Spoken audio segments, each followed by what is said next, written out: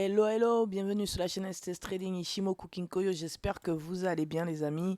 Et c'est là tout ce qui compte. On va regarder un petit peu le BTC. Ça fait un moment que j'ai pas posté, mais c'est pas grave parce que je vais poster des analyses long terme pour le BTC, l'euro-dollar et le gold. Donc on va regarder le BTC et l'euro-dollar aujourd'hui, si vous voulez bien. J'attendais la semaine du 9 septembre. Est-ce que nous allions faire un sommet ou un creux? Il s'est avéré que nous avons fait un creux. Et donc le marché est reparti un peu à l'achat. Très bien.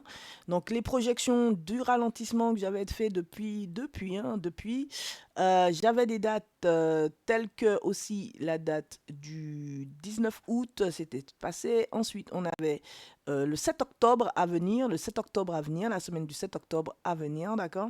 Et enfin, je vous ai dit que jusqu'au 30 décembre, nous pouvions rester dans cette situation un petit peu de ralentissement, le Kumo épais. Hein, quand le Kumo est épais comme ça, c'est-à-dire que SSB reste à plat et que SSA s'éloigne, il y a une pression des forces contraires. Donc là, comme on monte, donc c'est la pression des vendeurs qui fait qu'on se retrouve dans une forme de latéralisation, mais qui range. Ah, c'est un peu bizarre, d'accord? Si on veut réellement se dire qu'on va commencer à se dire qu'on part à l'achat, il faudrait venir casser, clôturer le haut de la bougie du 29 juillet 2024 pour commencer à se dire que l'intention passerait peut-être acheteuse. De toute façon, on a de la liquidité à venir chercher, ce ne serait pas déconnant. Qu'est-ce qu'on a pour aujourd'hui dans dans ce ralentissement du prix? D'accord, hein? Chikou 26 ici nous dit qu'on est arrivé sur un niveau de résistance, donc le prix résiste. Voilà.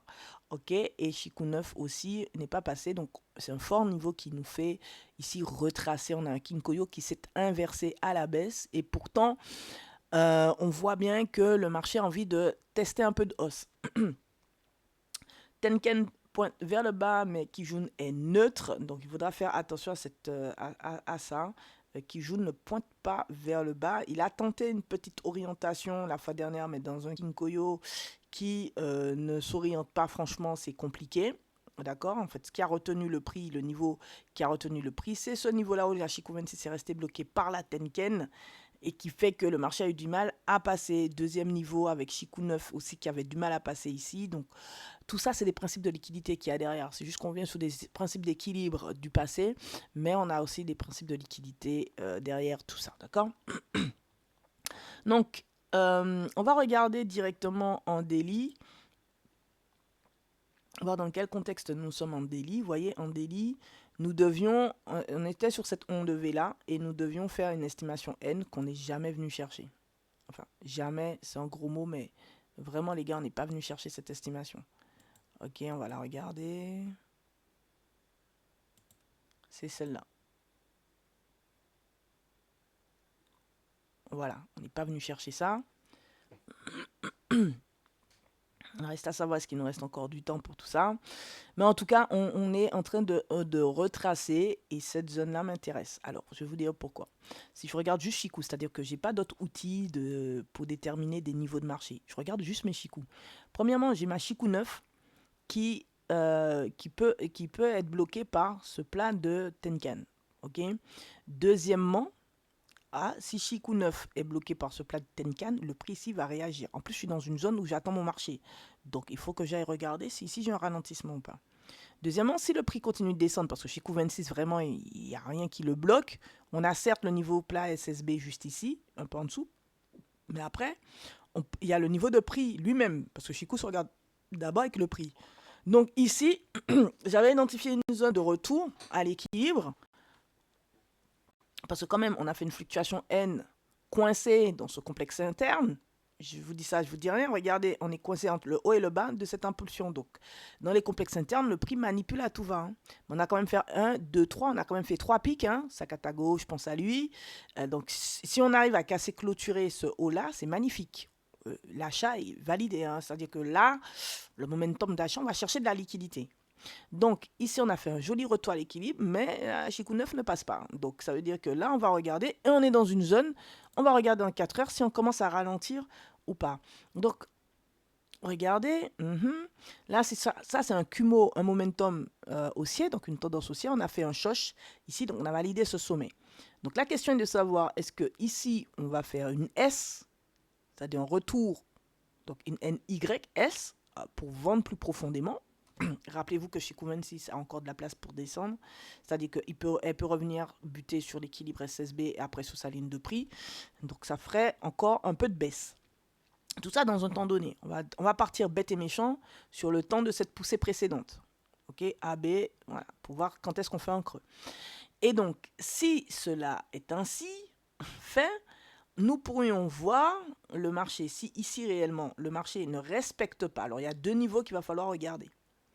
Pour moi, j'ai un niveau de retour à l'équilibre d'abord dans cette zone, puisque j'ai une fluctuation N ici. Donc ça me donne, allez, 50%. On le voit très facilement avec le plat SSB.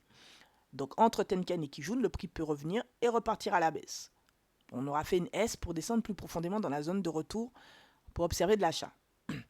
Sinon, j'ai le point D ici qui me dit que la zone de retour à l'équilibre c'est BC. C'est très visuel. Hein. Donc là encore, on voit que le plat Kijun se trouve dans la zone de BC. Donc revenir dans cette phase de correction, dans cette zone de correction, c'est le premier niveau pour voir si le marché est prêt à reprendre de la vente. Si on casse et clôture ce niveau, d'accord, ça veut dire qu'on est prêt à venir chercher le haut précédent et pourquoi pas l'estimation N. Donc tout ça dans un temps bien donné. D'accord? Alors, je vais voir si ma notion de temporalité, là, si c'est juste ou pas. Voilà. Donc, en fait, ici, grâce à Nanami et grâce aux projections de date d'Osoda, on a ici, en fait, tracé un mouvement de prix selon le temps. Ça n'a rien à voir avec le mouvement que vous voyez, ça n'a rien à voir avec, non, des projections de marché, non, c'est des projections de temps qui nous donnent des creux et des sommets, et voilà. Donc, ça veut dire que là, je suis dans un temps de creux par rapport à la poussée précédente. Et donc, si réellement je dois sortir de cette zone, ce temps-là, le temps du 4 octobre 10h, doit me donner un creux et surtout de manière à ce que mon prix passe à l'achat. Hein. Donc, setup Sanyaku pour inverser 4 heures pour partir à l'achat. Ou un shosh, c'est-à-dire le shosh de la baisse, hop, et on part à l'achat. D'accord? Donc NY, YS, boum, on part. Sinon, je regarderai la projection du 6 octobre 10h pour voir de quoi il en retourne. Pour compléter ces projections de temps, je peux m'amuser à regarder ce que le marché fait ici, dans cette baisse, projeter, regarder les retours, voilà. Voilà pour le BTC, je ne vais pas m'étendre là-dessus. Vous avez compris ce que j'ai voulu dire, sinon n'hésitez pas à nous rejoindre sur le Discord STS Trading Ishimoku Kinkoyo. On pourra en parler ensemble.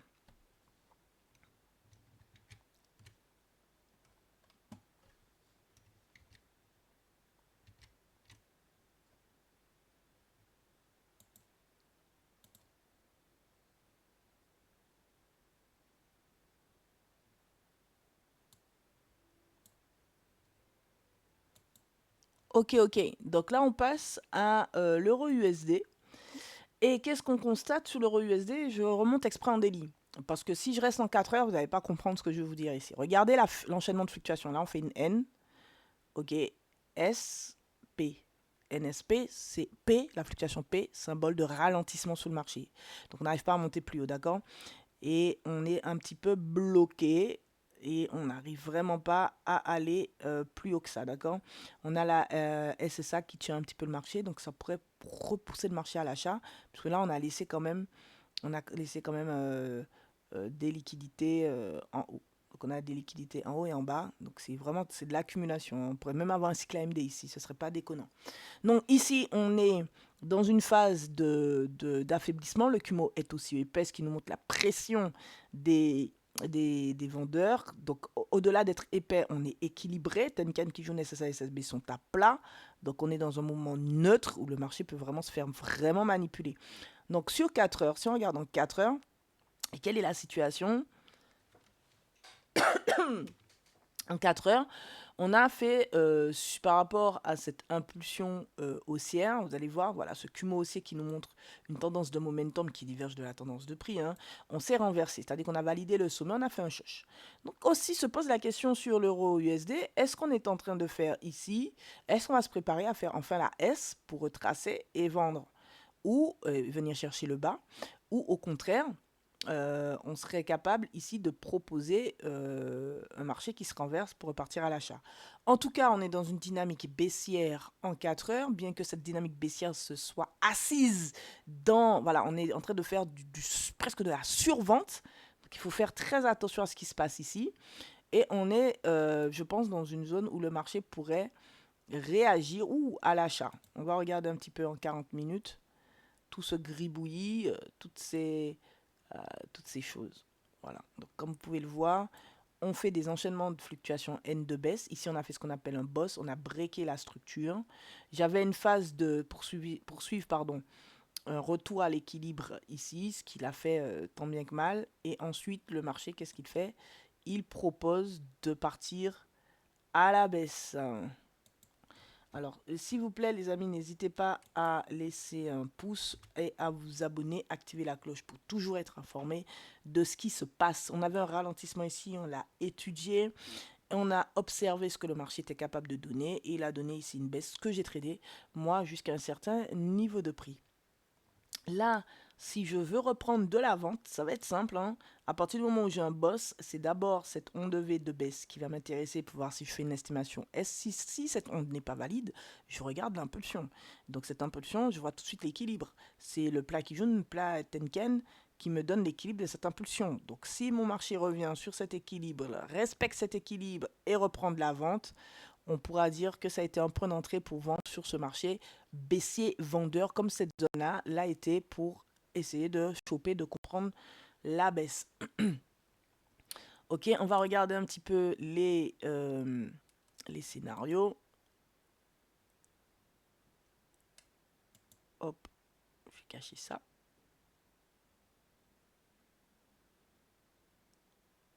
Voilà, comme j'ai plein de scénarios, il faut que je trouve le bon. Ah, ok. Donc, voyez, par rapport à une onde V précédente en 40 minutes, on est revenu faire une estimation de type N avec un peu d'excès, ce qui veut dire que si le marché décide de casser, clôturer le haut de la bougie du 2 octobre 9h40, on a ce qu'on appelle une Y, une petite S, et on revient chercher le niveau de retour à l'équilibre avec la gestion d'excès sur les 50% de baisser juste là, avant d'observer le marché ici pour reprendre de la vente pour descendre beaucoup plus profondément long terme. Donc deux zones à observer déjà. Ici au plus près de nous, why not? Ensuite, si réellement on casse ce niveau, on monterait dans la zone de retour à l'équilibre. Sinon, setup Sanyaku si vous préférez, à la place du setup de prix. Le marché pour l'euro USD, je pense qu'on a fait le tour en 40 minutes. Ça sert à rien de se précipiter. N'oubliez pas de poser les temps et les vitesses. Je pense que je ferai, les amis, une vidéo sur Ishimoku et les pivots, parce que les pivots restent immuables, hein, c'est un calcul mathématique de projection de tout ce que vous voulez, mais les pivots sont intéressants sur ces extrêmes parce que ça peut donner une limite d'un mouvement. Bref, j'en parlerai dans une autre vidéo. En attendant, je m'arrête là, prenez soin de vous, laissez-moi un pouce, partagez, activez la cloche, surtout abonnez-vous pour avoir d'autres indications comme ça. Sur le Discord, juste petit clin d'œil au Discord de STS Trading Ishimoku Kinkoyo, parce que sur le Discord, j'approfondis les analyses, je rentre vraiment. Oups, on est tombé sur après de ma méthode. Oui, j'ai la méthode sur le Patreon. Le lien se trouve sur le Discord si vous voulez. Il y a la méthode avancée et la méthode un petit peu light. Le but, c'est quand même de vous amener à une compréhension progressive de l'Ishimoku pour trader. Donc, je disais, sur la partie publique, je poste des analyses super intéressantes. C'est-à-dire que je rentre vraiment dans des détails. J'explique les choses. Je vous montre comment les choses les opportunités, les captures d'écran de mes trades, quand je sors, les niveaux pertinents de prix pour moi, etc. Dès que je peux, je vous donne les scénarios du jour, ce qu'il faut observer. Bref, ça vous aide aussi à comprendre l'Ishimoku et puis à vous donner une idée de comment ça va se passer. D'accord? Allez, je vous laisse sur ça.